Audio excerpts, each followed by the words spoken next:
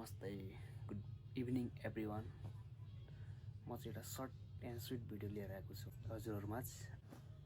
यो भिडियो चाहिँ के हो भन्दाखेरि भर्खरै नेपाल भर्सेस इटालीको गेम सकिएको छ। यसमा चाहिँ मलाई अब गेम ओभरअल हेर्दाखेरि ठिकै भएको थियो भनौँ। ठिकै चाहिँ के हुन्छ, अब त्यस्तै हो। जुन चाहिँ अब नाम नै नसुनेको देशसँग चाहिँ हाम्रो टिम हार्न पुगेको छ। यो हार्नुको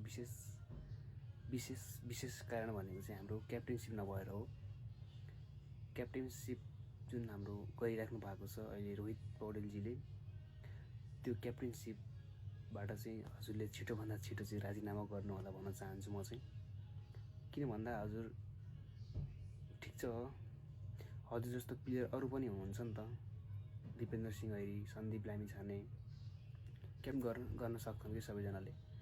त्यही भएर म चाहिँ What are you saying? यो हाम्रो क्याप्टेनसिप चाहिँ भएन भनेर भन्नको लागि मात्रै यो भिडियो बनाएको हो। त्यही भएर हजुरहरूलाई चाहिँ कस्तो लाग्यो आजको गेम, हजुरले पनि आफ्नो प्रतिक्रिया दिनु होला। यो क्याप्टेनसिपबाट चाहिँ राजीनामा गर्नु पर्यो रोहित सर, भएन। क्याप्टेनसिप 0% छ। हाम्रो आजको हार भनेको चाहिँ क्याप्टेनसिपबाट है। मेरो बुझाइअनुसार चाहिँ क्याप्टेनसिप 0% भएको कारणले गर्दा आज हाम्रो टिम चाहिँ हार्न पुगेको छ। याद गरौँ है, याद गरौँ। सकिँदैन, राजीनामा गरौँ, राजीनामा दिउँ। अरू पनि हुनुहुन्छ प्लेयरहरू, हजुर मात्रै होइन है। What are you saying?